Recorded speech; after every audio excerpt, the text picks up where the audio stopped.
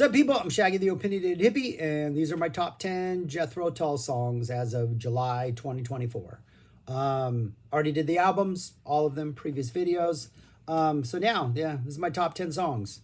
They're all coming from 70s albums. I don't think any 80s albums or anything beyond there made that, though there are some great songs in the 80s and beyond. Most of these are from the 70s, a couple from the 60s. So yeah, I'm just going to go through them 10 to 1. I'll splash the list on the page at the end, and then you tell me your favorite, which ones I messed up on, which ones should definitely be on my list, all that kind of stuff.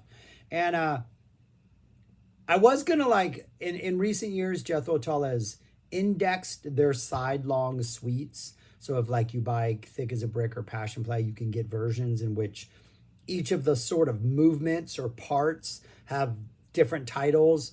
Easiest example is in Thick as a Brick Part 1, there's a song called Poet and the Painter, which occupies a good solid 5.5 minutes. Feels like a standalone song. Previously to it being released in I don't know when it was released, 21st century at some point. It was just part of Thick as a Brick Part 1. Now, I think you can actually access the Poet and the Painter part. I'm going to ignore those songs and just go with the fact that originally Side 1 was a song, Side 2 was a song. Same with Passion Play. Makes this selection process a little bit easier. So yeah, anyway, with that being said, number 10, Cold Wind of Valhalla. Part of the reason I think I really, really like this song, it's off Minstrel in the Gallery, is because it reminds me of the Decemberists. Decemberists came decades after this song. But I have to think that Colin, the lead writer, singer, songwriter, the front man for the Decemberists, that's a band that is also kind of like Jethro Tull in a lot of ways. You have a lot of acoustic instruments. You have a lot of leaning on folk music. But you have that heavier side with the guitar player who, when he steps up, he delivers.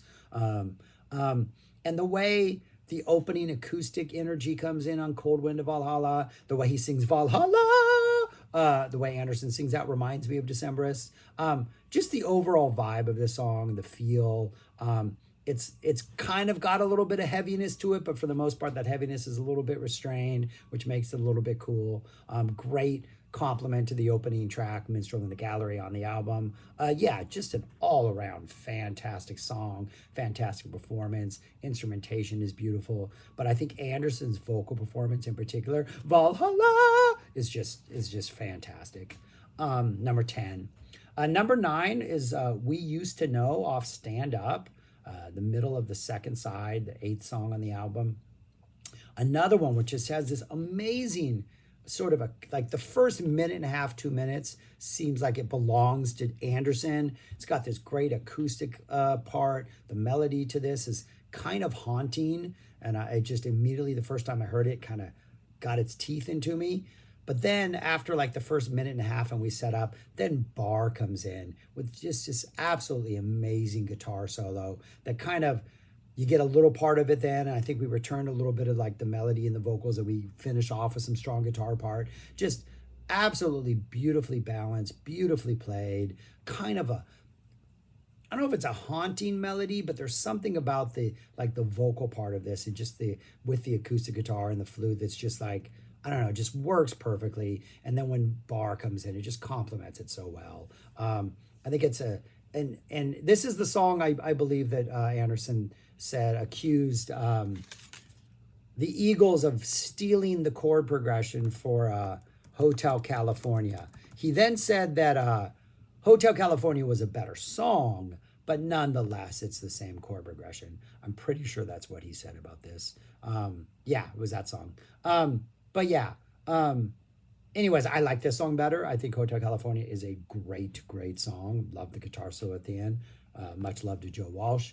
But I do think this one is a little more haunting, a little more of that Jethro Tull mystery in there. Number 8, No Lullaby off Heavy Horses. Great Awesome guitar energy. This is like, I think it's like 8 minutes long, close to 8 minutes long, if not slightly over, maybe slightly under. But it has that mini epic feeling in this song where you get a lot of electric guitar energy. You kind of bring things back down. So like Anderson could do his thing acoustically, then you bring it back up so Barr can come back in with some amazing guitar playing. It's got this awesome doo-doo, doo-doo, really awesome sort of bass intro that when that bass intro comes in, it's pretty short. It's not like this long intro, but it's menacing and it's kind of dark. And when the doo-doo is happening, the drummer's just kind of going off all over the place. Reminds me of King Crimson's Indiscipline. This is nowhere near as indulgent as that or over the top, and definitely not this focused for the drummer as it was with King Crimson, but it still reminds me of that sort of setup. That would come like a decade after the song. But awesome little mini epic on Heavy Horses. One of, if not the best track on this album, maybe this or the title track. Fantastic, fantastic song. My favorite on the album, because the title track isn't on this list, but my favorite on that album. Number 7, one of the ones on which I get to cheat. It's a Passion Play Part 2, the second side. The part that opens up with the hare who lost his spectacles. A great little story, kind of a Shaggy Dog story that doesn't really go anywhere. Ultimately, doesn't matter the fact that the kangaroo and the owl, and I think it's a newt and a bee, right? Doesn't matter that all these animals are are worried about the fact that Hare has lost his spectacles, because Hare doesn't care because he has a spare pair. Love the opening story. So all this kind of musical whimsy going on after that. Then it goes into this really comforting, soothing, like acoustic part that kind of comes after that to bring us back into the song, rest of the track. And two of my favorite, what have now become songs with titles. I guess they were always indexed this way, but now you can actually access them on a CD. You get a track called Oversea Overture, which I absolutely love, and Flight from Lucifer, which I absolutely love, which I was considering pulling those songs out and putting them as separate tracks on this list, but I like the Hare who lost his spectacles. So a Passion Play Part 2 makes this list. Number 7. Number 6 and number 5, both songs from Aqualung. Number 6 is My God. A very epic sounding. This is sort of the inverse of Aqualung, where Aqualung you get that awesome like electric intro and then you go into the acoustic part in the middle. This one starts off with one of the most sort of dramatic, sparse, moody, like you know we're building to something important, acoustic intros. And then in the middle of it, we get a bar coming in with like electric guitar craziness. And then we even get like a section where things kind of break down and we just get like a flute solo by Anderson. We get like a sort of flute. We made slime today in class. I'm teaching summer school. I think I got some slime in my beard. I'm just realizing that's kind of gross. Yeah, so if you're watching this on the weekend, I don't know when I'm going to post this, but today was a school day and we made slime. But My God, yeah, awesome. And I'm all about lyrics that deal with religion and investigate religion and are critical of religion. I have issues. I was a religious studies major back in college, philosophy, religious studies. Religion fascinates me. And I love this song. I think My God is a great song. Number 5, also off Aqualung, Cross-Eyed Mary. I think one of the nastiest sounding songs that this band has. The verses, whatever is going on with the verses, it's just the fattest, nastiest organ sound. Absolutely phenomenal. It's just I love this song. I just can't get enough of this. It just sounds heavy and dirty and aggressive, and it's just... Never has Jethro Tull sounded just so beefy and meaty. Cross-Eyed Mary. Absolutely fantastic song. Amazing.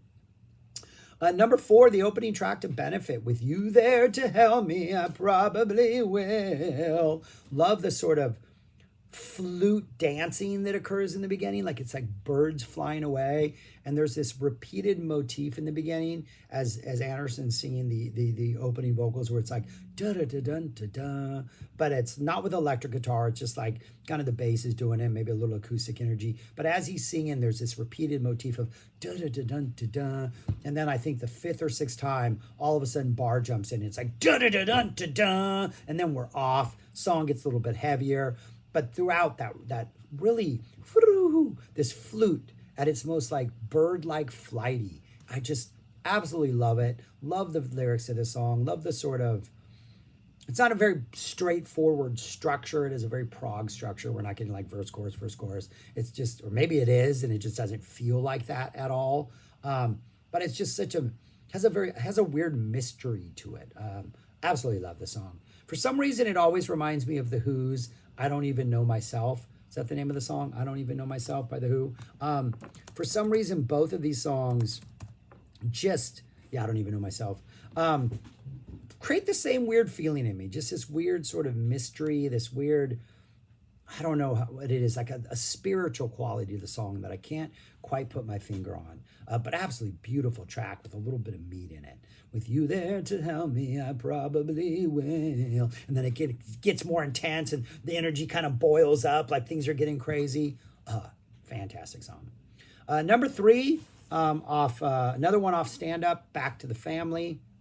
Nice little, perfect little flirting on psych pop rock song. Great lyrics, great guitar solo in this, great flute solo, great structure, just an all-around great song. Like one of those that should have been a radio hit, that should have been huge. I never heard it on the radio when I was growing up. We had 2 LA stations in LA that, this is in the 70s when you could pretty much play whatever you want. It wasn't like a list of top 40.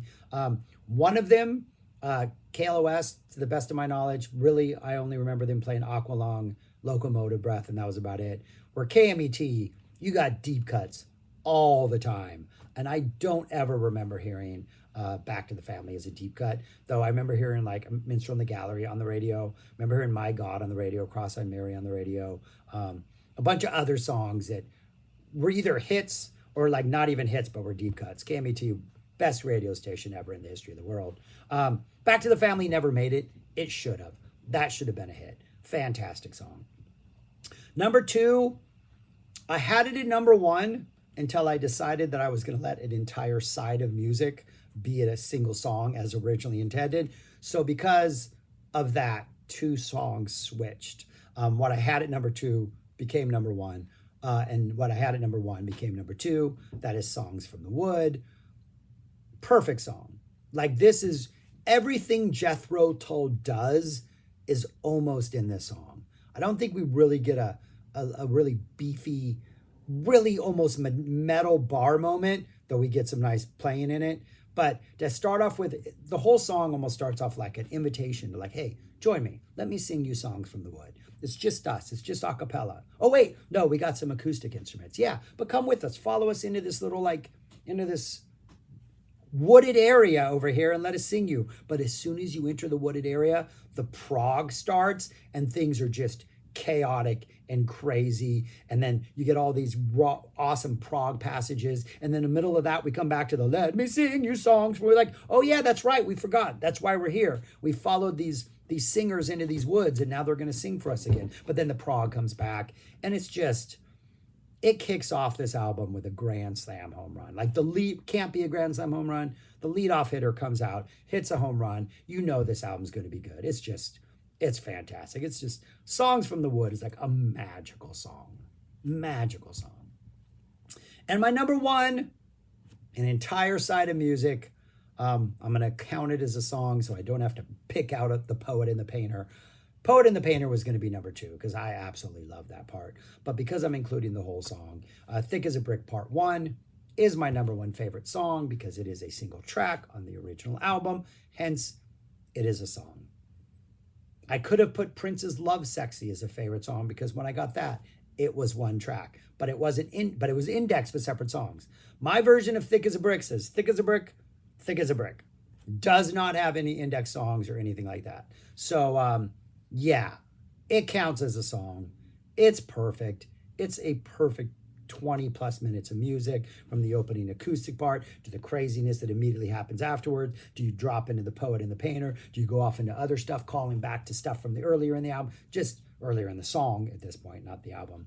An absolutely perfect 20 plus minutes of music. Thick as a Brick Part 1. But yeah, I think all of these come I think all of these albums, all of these songs come, well, yeah, they all come from my top albums. Well, no, a couple of them sneak in.